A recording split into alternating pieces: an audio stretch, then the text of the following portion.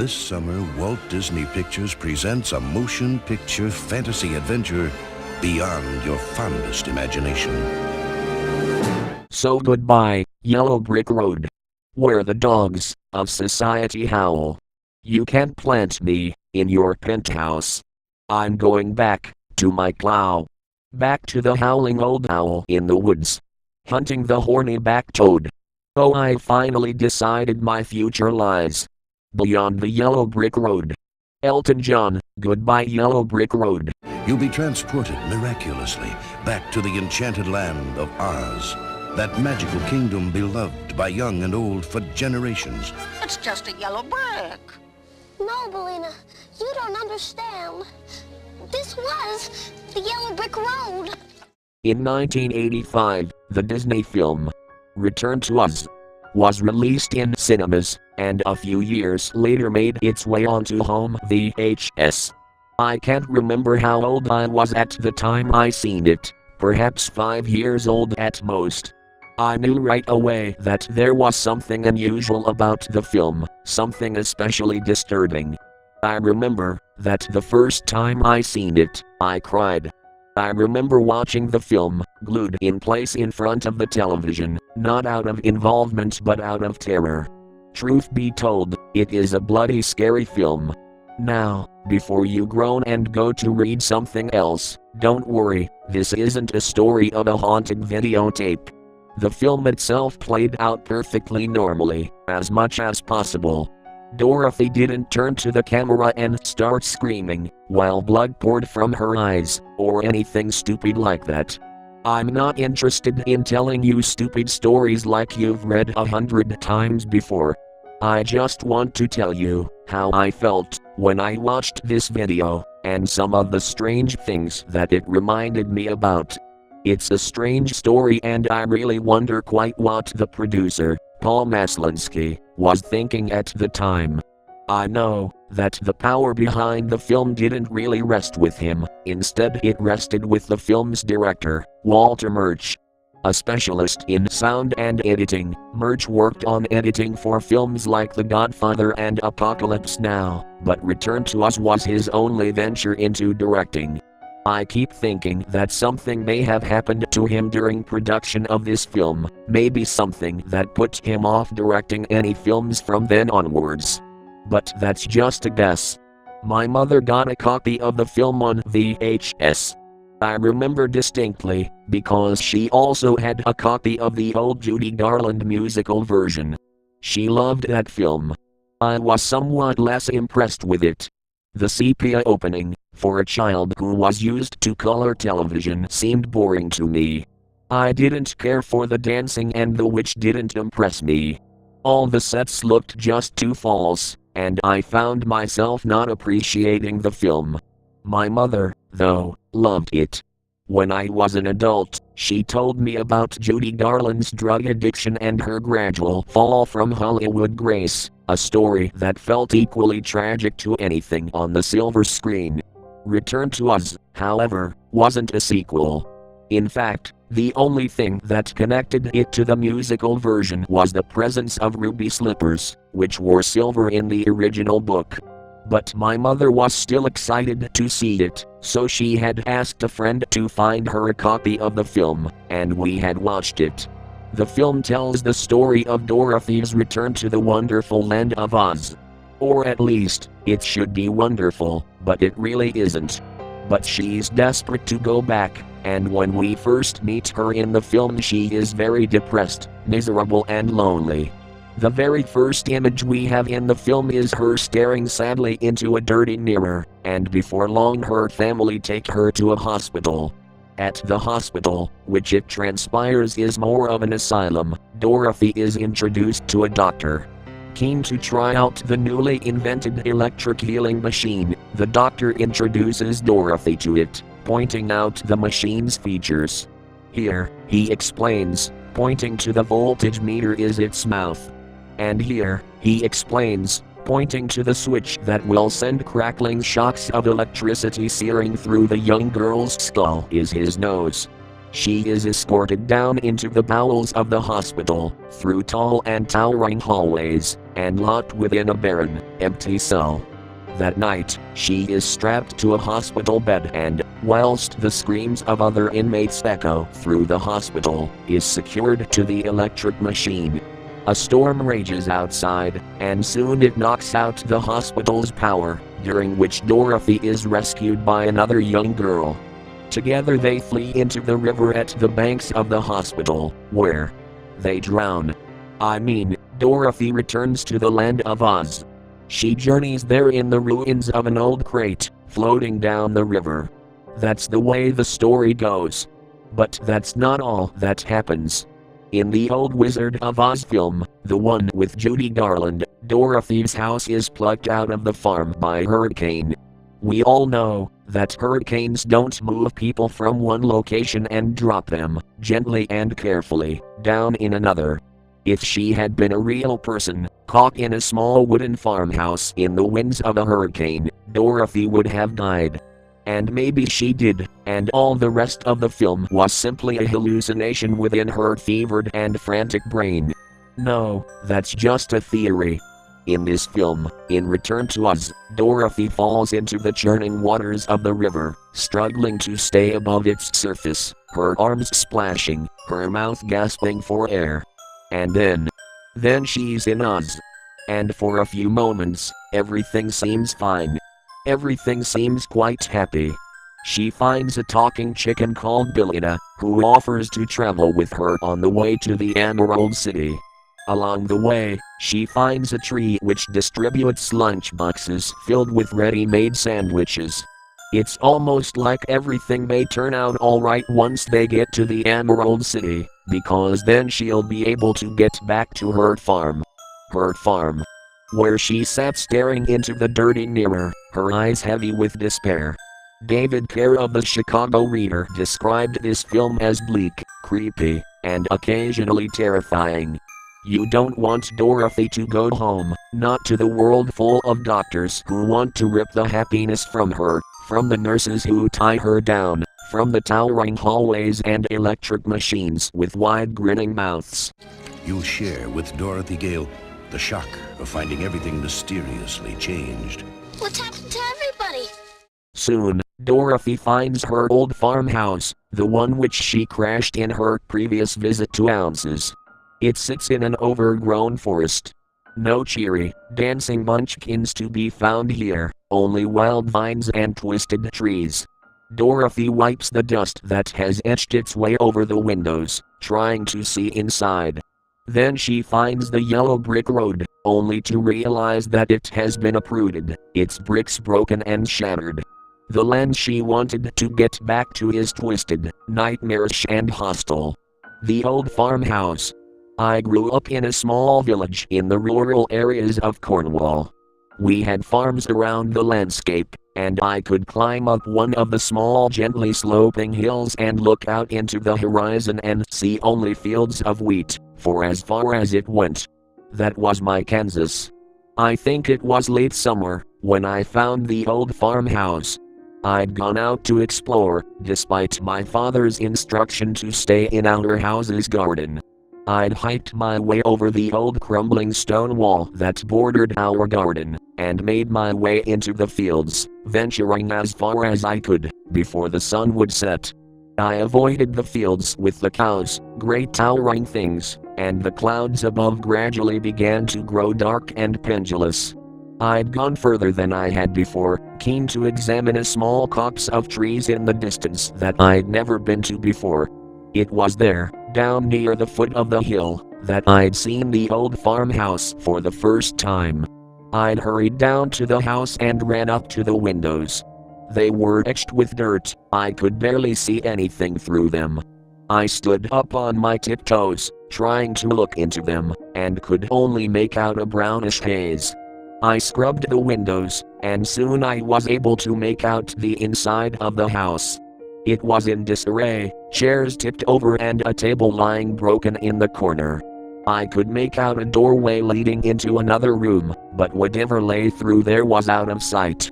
It wasn't the same house, the layout was different and the ruins inside it were different, but in and of itself the house was almost a perfect fit. It was like my own version of Dorothy's ruined farmhouse, transported here not far from my home. I wanted to get inside.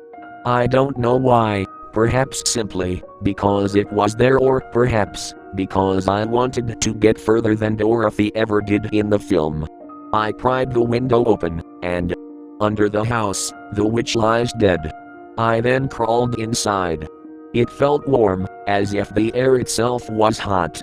There was a soft hum in the air, which I soon realized were coming from a few buzzing insects. It felt stuffy, as if the summer heat was magnified and made heavy. There were no lights, or, if there were, the lights would not come on. The room was dyed a soft reddish-brown from the dust on the windows.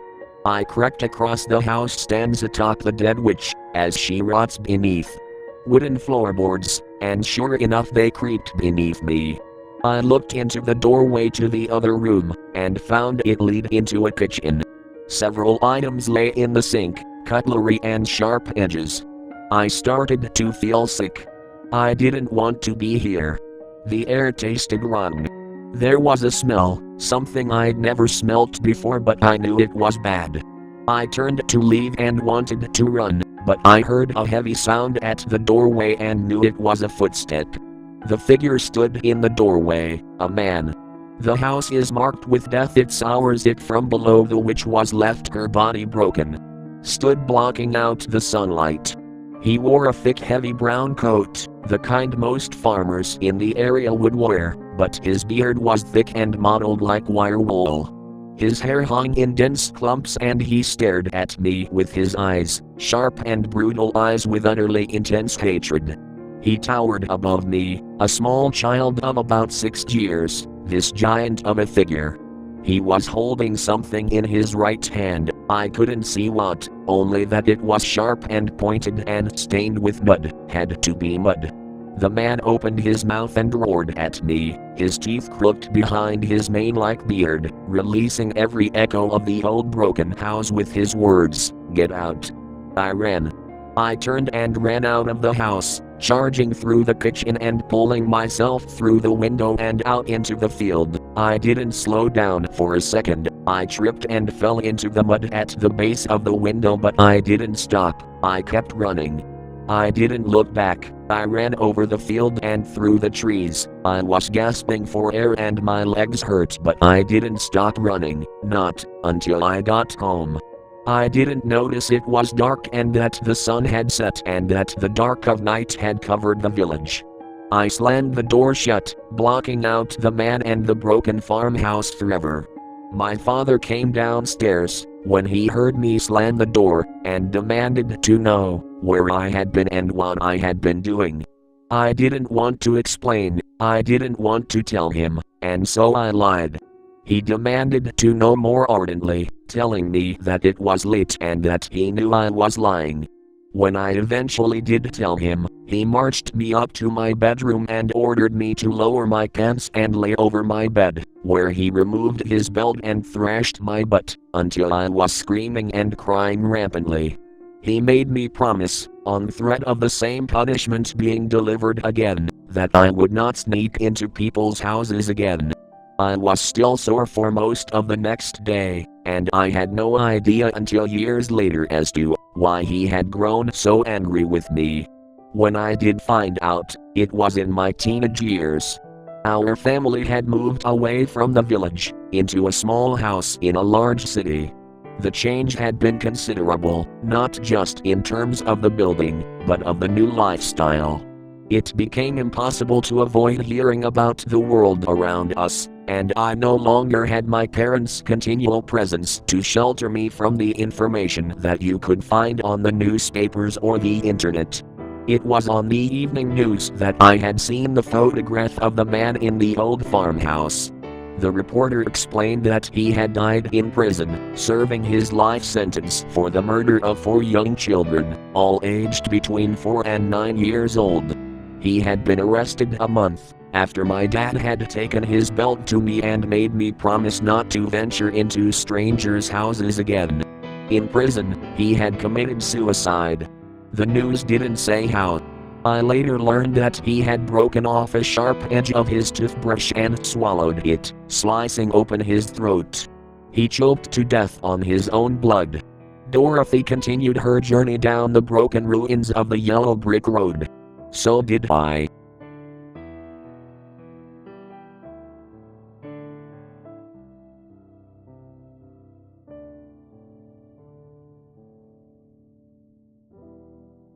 And you'll delight with her discovery of 4 wonderful new friends who band together against a wicked queen and the dreaded Gnome King. When Dorothy arrived at the Emerald City, she finds all her friends. But they have been turned to stone. They stand around the ruins of the Emerald City, their bodies lifeless. The city is abandoned, with only their bodies left gray and stoic. The Emerald City is a mausoleum. But it's not unoccupied. In one of the most terrifying moments of the film, we meet the living occupants of the city. It tumbles into view, moving on 4 legs, each leg ending in a screeching rusty wheel. At first we see its face, as a black twisted mass of tissue and muscle, corrupted into a maniacal grimace, eyes peering out with a cold biting glare. Then it lifts its head up, revealing that the previous face was simply a false one, its true face hiding beneath. It laughs, "Come here," it rasps in a guttural scream. It laughs, and laughs. More of them appear. 3, 4, a whole gang.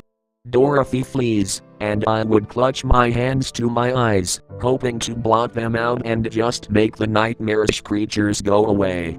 Dorothy finds, locked in an old chamber in the Emerald City, a mechanical guardian called Tick-Tock, who offers to protect her from the wheeled monsters. This creature has its own mechanical face, much like the one on the electric shock machine back in the hospital in Kansas. But it is Dorothy's friend, and it fights off the wheelers and discovers that the city has been taken over by an evil witch called Munby. Tick-Tock isn't terrifying. He's a friendly, amicable character. The same cannot be said for all of Dorothy's friends, but we'll get to that. First we need to talk about Munby. I didn't recognize her as a child when I first watched the film, but Munby was played by Jean Marsh, who also played the nurse that strapped Dorothy into her hospital bed at the start of the film, and who chased Dorothy into the river to meet her fate. She was, for 5 years, married to John Pertwee, the actor who famously portrayed the 3rd incarnation of Doctor Who. And, perhaps more relevant to this story, played the character of Wurzel Gummidge, a scarecrow who was brought to life. I mention the scarecrow because Dorothy's other companion is a prisoner of Munby's.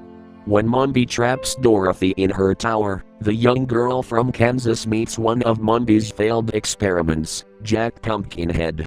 Jack is a terrifying creature, taller than any adult actor in this film, with stick-thin limbs which seem to go on forever. It stands unsteadily on elongated legs, wearing a tattered old discolored coat, its fingers ending in long-reaching branches. Atop its neck sits a pumpkin in the place of a head. When the creature moves, it does so in sharp and sudden jerks, pulling its hands along, as if they were alien parts of its body. Its voice is sickly sweet, provided by Brian Henson. Brian Henson is the son of the famous Jim Henson, and is now chairman of the Jim Henson Company. His voice is certainly the softest part of an otherwise terrifying creature. If you've ever seen The Nightmare Before Christmas, you may find some very interesting similarities with the film's lead character. And at several points throughout the film, Jack's limbs will break and fall apart, having to be bound back in place with rope. Dorothy's only way to escape from Munby's tower is to steal the powder of life, which the witch used to bring the pumpkin-headed creature to life. She stores the powder in a glass cabinet, along with her spare heads. Yes, Munby has a collection of heads. She changes them to fit her mood.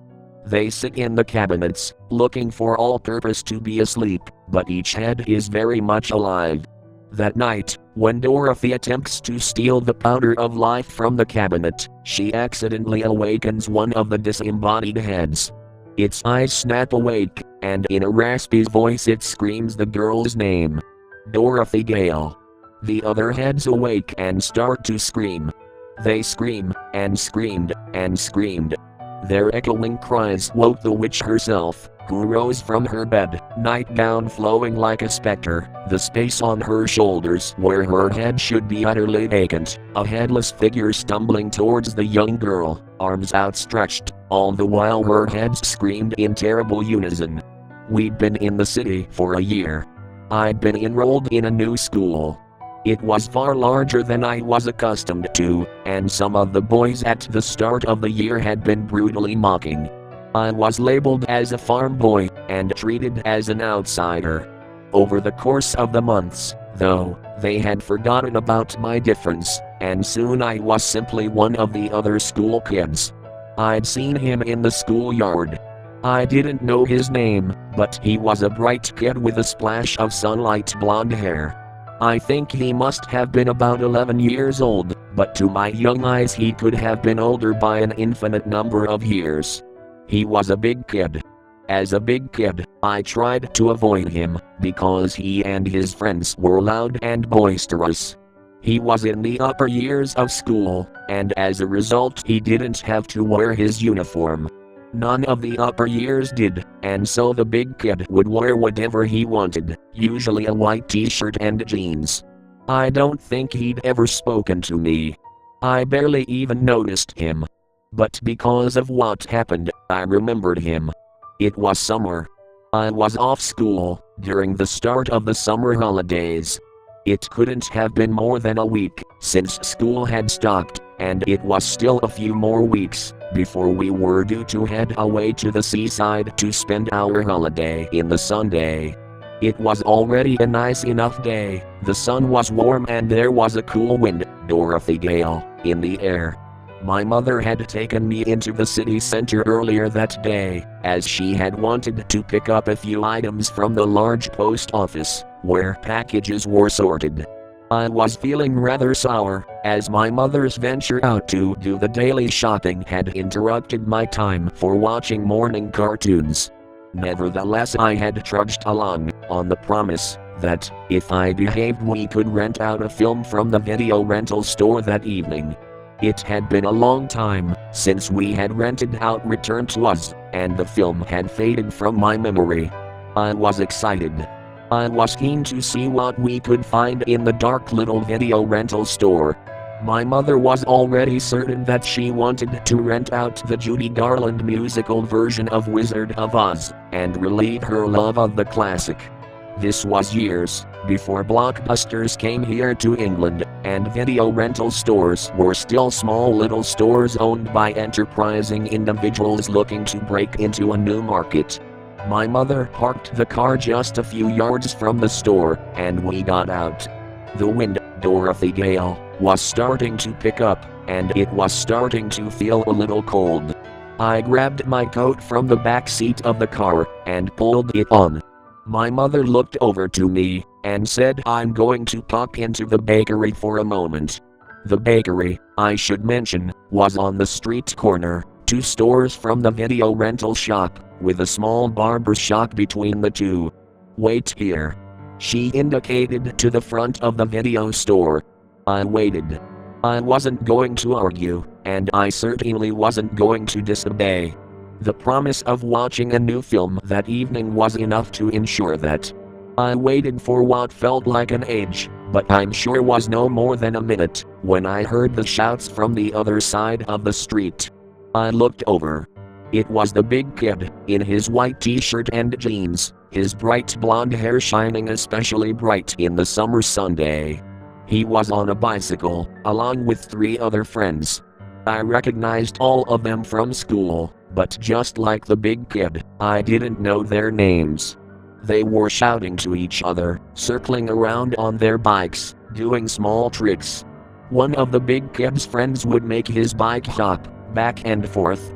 Another would swerve his front wheel, standing up tall on the pedals. The road was quiet. After about a minute, the group moved into the road, riding around the parked cars. It was a peaceful morning, about 11 o'clock, and the boys were cheering. One of them made his bike hop up onto the pavement, spinning the handlebars around, as he did so. Not a single other sound broke the summer day. I watched the big kid and his friend doing their tricks for a moment, and then turned to look at the window of the video rental store. The window was full of posters, and I was curious to see what films they were advertising.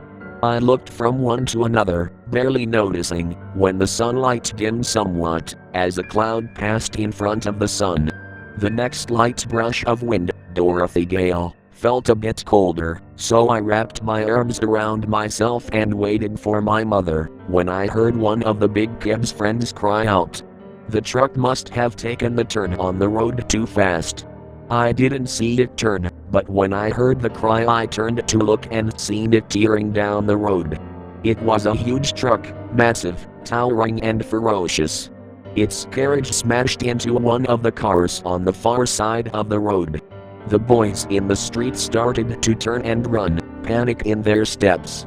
One dropped his bike and ran on his feet instead, the scream of the truck's brakes suffocating his own scream. The big kid didn't move. I don't know why he didn't move at the time, I realized, now that he was rooted to his spot by fear. His shirt whistled around him, as he stared at the truck, eyes wide, mouth open, a scream echoing from his mouth. He tried to raise his hands to cover his face, as if his thin arms would defend him from the monolithic 10-wheeled truck that was charging out of control towards him. He was screaming, and screaming, and screaming. The truck bore down the street, and even though it was almost 30 feet from where I was standing, I felt the air hit me in a hard gust, Dorothy Gale, as it charged down on the big kid. The truck didn't even collide with him, it simply poured over, where he stood, his body buckling underneath it, folding like it was made of paper. His head, at the height of the top of the wheels, was tore free. There wasn't much blood, but the force of the truck colliding with the big kid ripped the boy's head from his shoulders and sent it hurtling across the road. The big kid's head struck the road, and suddenly it was nothing more than a hunk of meat, like a prop in a movie. I wasn't screaming. I couldn't. My throat simply wouldn't make any sound, except for a series of wheezing gasps, as I tried to pull enough air into my lungs. I couldn't scream, because I couldn't breathe. But there was screaming in the air, Dorothy Gale, and I couldn't figure out who was screaming. Then I realized. It was the head. The big kid's head, swaying lightly, as it lay on the side of the road, in the gutter, emptying his last sounds from the root of his throat, an awful scream that rattled from the severed neck, just for a few short seconds. The truck had stopped, where it was, its brakes bringing it to a stop all too late, but beneath its wheels the big kid's body twitched for a few moments more, his arms playing out the last moments of his muscle memory as he tries to feel around in the empty air above his shoulders. The witch kept a collection of heads. She changed them and would wear a different one depending on her mood. And after a few short, terrible seconds the movements ceased, the screaming stopped. The big kid, who had less than a minute before been a living person, was rendered into pieces of unmoving matter. Human meat, broken apart and empty. My mother ran from the bakery over to me and pulled me out of the way, hoping that moving me out of the scene would push what I'd seen from my mind. But it wouldn't work. I closed my eyes, but the image didn't go away. I could still see the big kid's head, the side of his face ripped and caved inwards like a dessert bowl, his eyes in the wrong place and his mouth open, as he let fall the last echoes of his scream. Dorothy, of course, had fled from the witch's twitching, lurching body and her collection of screeching heads. She had run away and escaped the horrors. I wasn't quite so lucky. Some things I couldn't escape from. They would hold me in place and exist in the space between the blinking of my eyes. This is the Oz you haven't seen before, and this is the Oz you'll want to visit again and again. With the powder of life, Dorothy was able to throw together a mass of assorted items in the witch's tower, a sofa and a moose's head and other random junk, and brought it to life, creating an assorted mishmash of a creature. It was called the Gump and, like Jack Pumpkinhead, was a jumbled homunculus of items. Dorothy flew away on the winged Gump, flying across the deadly desert. The deadly desert. A mass of sand at the border of Oz which, if you so much as touched the sand, would cause you to turn into sand yourself. Several of the wheelers pursued Dorothy, and when their wheels touched the sand, they collapsed. Their bodies yellowed, cracked and fell apart, their bodies sifting in the wind, the lines and curves of their faces shattering and breaking apart. The Gump rips apart in the air, its wings breaking, and Dorothy and her friends crash land onto the mountain of the Gnome King. A sinister creature formed of living rock, the Gnome King was played with austere and stern decorum by Nico Williamson, a Scottish actor who forged his way through many respected Shakespeare roles on stage and screen, before his death in 2011. Williamson also played the Doctor, from the hospital back in Kansas. That both the sinister doctor and his beastly assistant had been incarnated in Oz, actors and all, makes me all the more sure that the dark and sinister Oz of this film is but a flash in Dorothy's memory as she drowns in the river during that storm. No. She doesn't drown. No matter how many times I try to remind myself of the story, I keep thinking that she drowned. I've seen the film many times as an adult, and yet each time I watch it I find myself thinking, as she falls into the churning waters of the river, it is here at this point that she drowns. I know in my conscious mind that she doesn't. But each time I think back on this film, I remember Dorothy slipping beneath the thrashing waves, her skin wet and cold, gasping for air, drowning beneath the weight of the water. No. Dorothy does not drown. That's not the story in the film. I keep remembering the film differently. I keep thinking that she drowns, but she doesn't. She doesn't drown. Dorothy does not drown. She goes to Oz and rescues her friends, who have been captured by the Gnome King. She goes into the Gnome King's treasure chamber, where he has turned all of her friends into ornaments, and she brings them back to life. She, little Firouzah Balk in her first film role. She didn't drown, she went on to be Stacy in American History X. She brings them all back to the Emerald City. And the Gnome King. Well, the Gnome King dies. The evil witch, Mundi, she is captured by the heroes. But the Gnome King dies. Dorothy's companion, the talking chicken called Billina, drops an egg into the Gnome King's mouth. The Gnome King, at this point in the film having become a gigantic creation of living rock, begs and chokes. He rasps the words, eggs, poison, and crumbles. His entire body breaks apart, slowly. Chunks of rock falling away, taking his face with it. Eggs, poison. Eggs, of course, are not poison. In the film, they are only poisonous to the Gnome King. I never did understand why, and when I was a child I didn't even realize that it was a condition purely to the Gnome King and not something that would affect any of the other characters, human or otherwise. The statement was simply a proclamation, a warning. Eggs, poison. Whilst his face turned to rock, churned, boiled, and fell apart like pebbles. Poison. My mother served me a plate of scrambled eggs for lunch.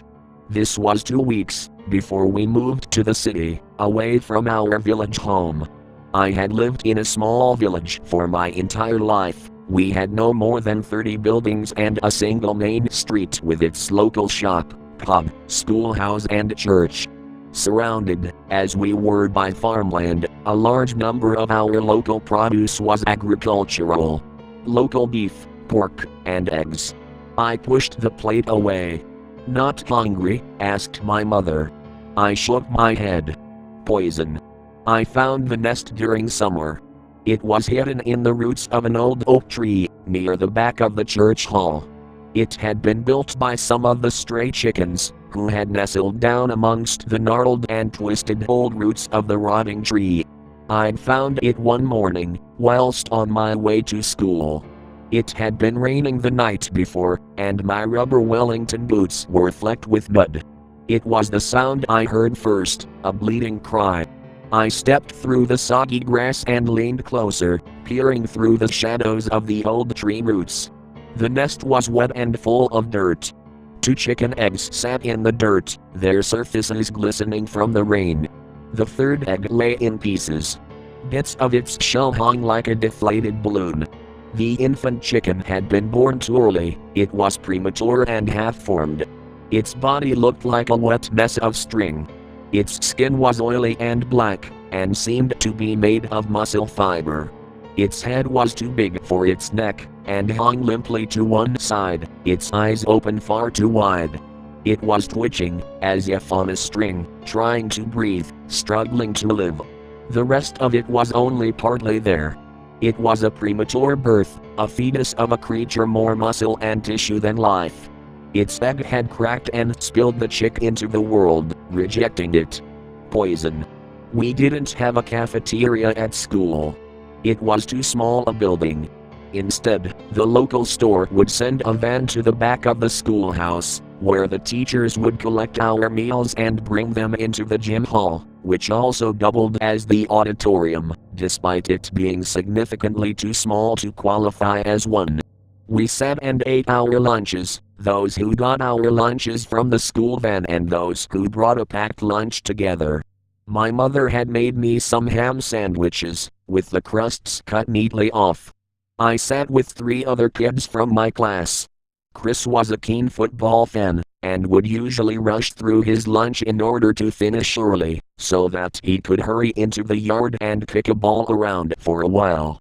Josh was a quiet, bookish sort who had long black hair and a set of strong braces which shone each time he smiled. And then there was Gary, who didn't speak much, but followed the rest of us around quite eagerly. I chewed on my sandwich for a while, not really speaking.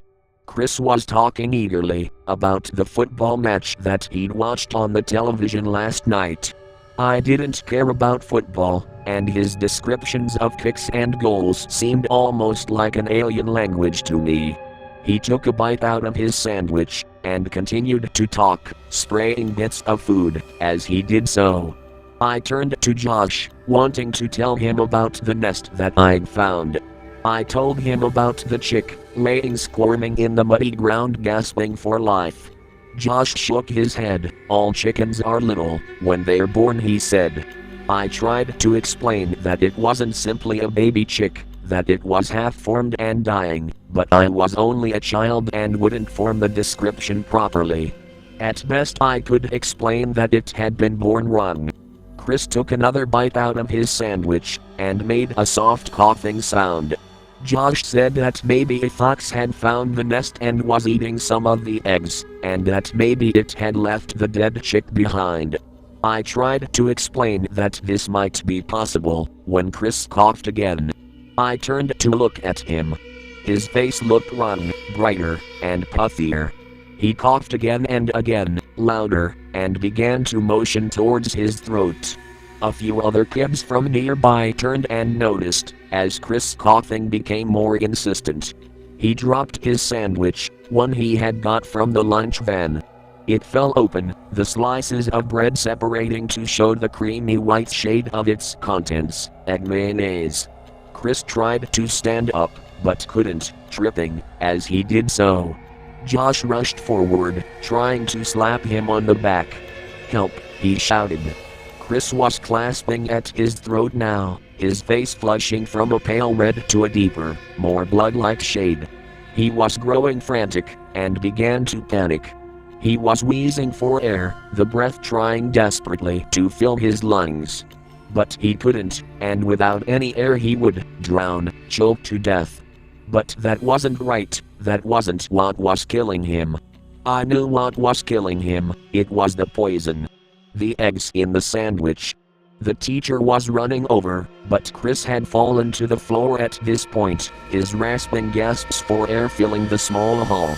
He twitched, thrashing for air, his skin turning a darker shade of red, and I thought about the chick which was doing the very same. I grabbed the teacher's arm. "It's the eggs," I said, insistently, my eyes stinging, as I felt tears in them. "The eggs. They're poisoned." Chris was taken to the local doctor's clinic, where they found the obstruction in his throat. A large piece of eggshell, almost the size of a small coin, which had burrowed its sharp edge into the side of his throat. I still don't think the film is cursed. The whole cursed movie thing doesn't work, not in reality. It may have been the director's only movie, but that doesn't mean anything about it was unusual. I don't think the video I watched was haunted. No, this definitely wasn't the movie that was haunted. It was me. By the time she goes back to Kansas, Dorothy's journey is over. She has found the rightful heir to the throne of Oz, and helped her reclaim the world.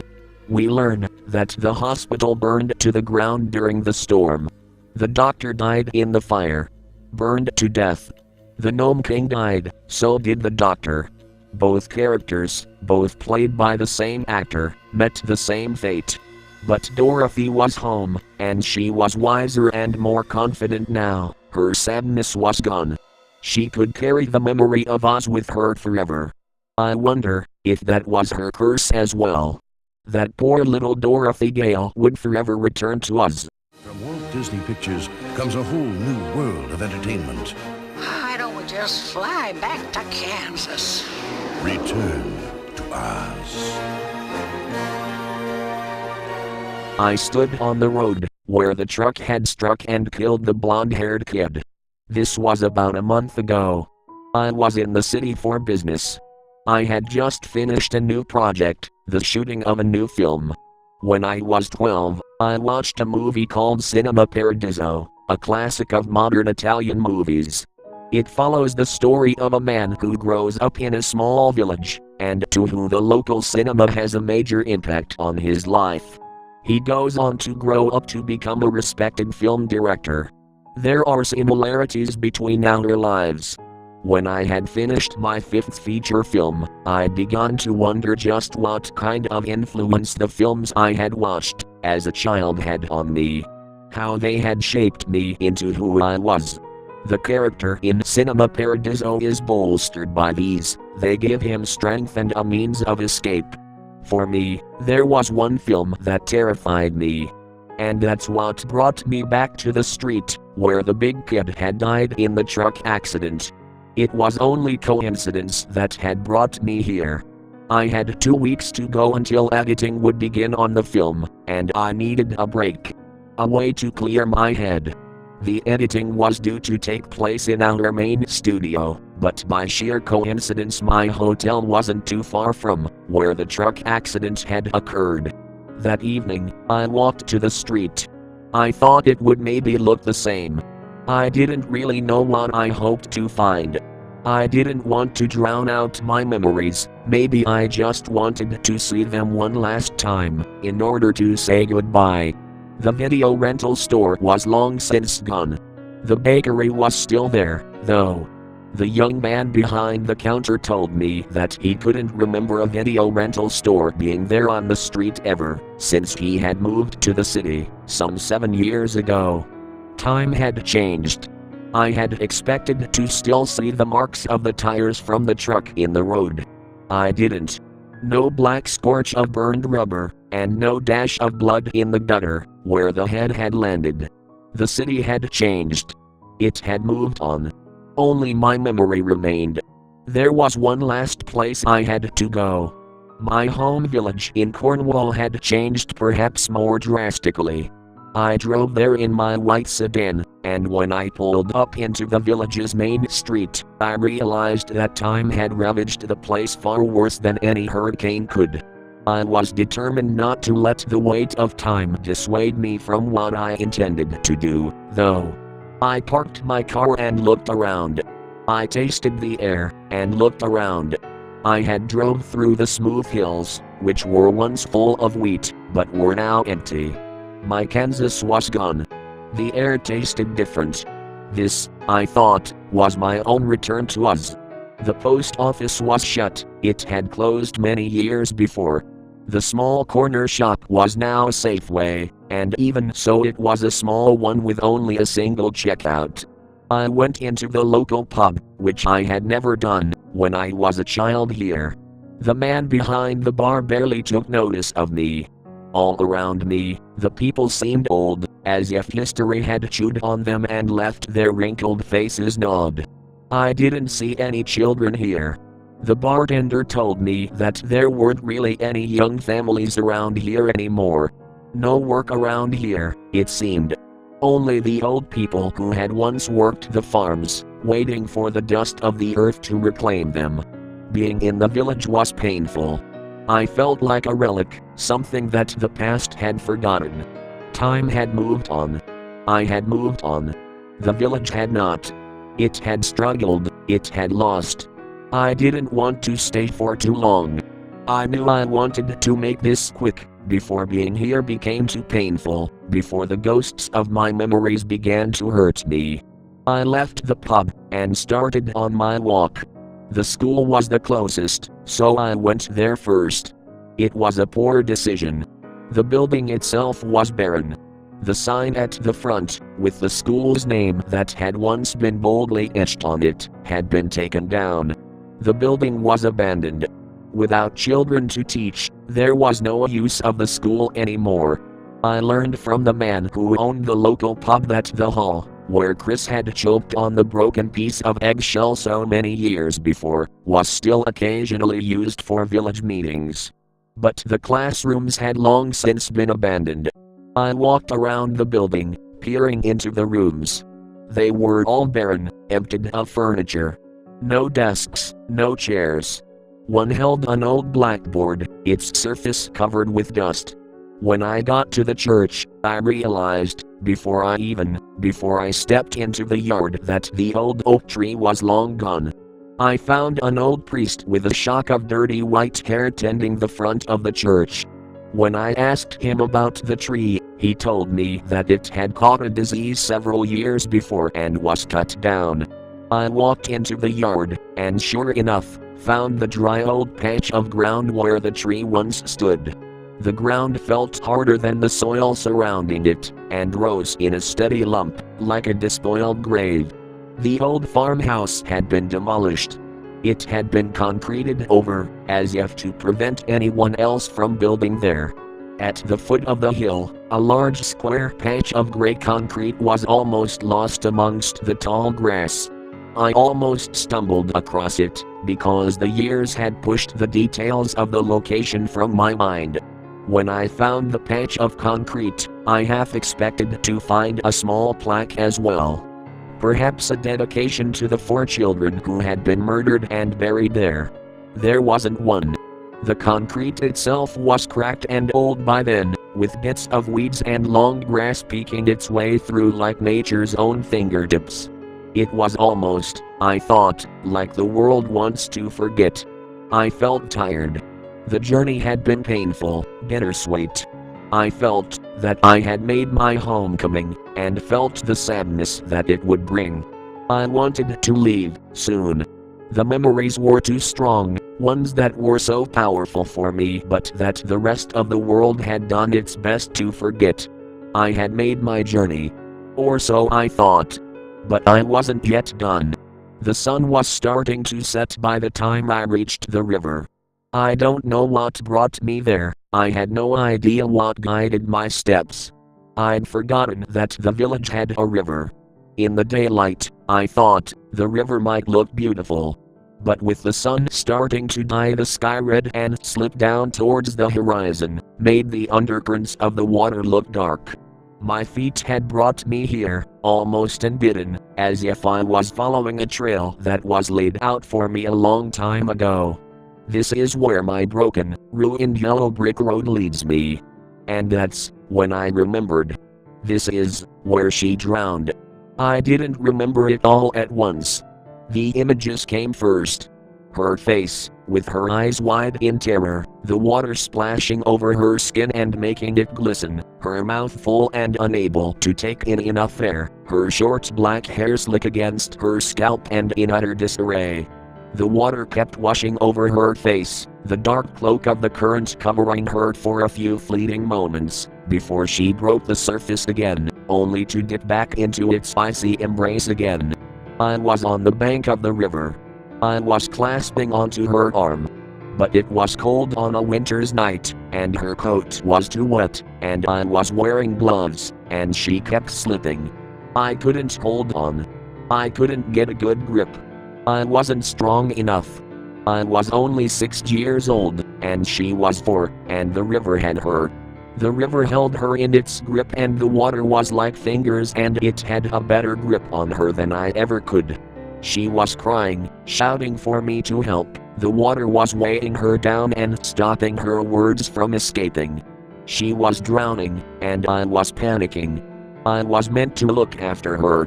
She was my sister, and I was her big brother, and I was meant to protect her. I was meant to look after her. And she was drowning. She had fallen in and hit the water with a splash, and that splash was so loud that it had broken the world. And I'd forgotten.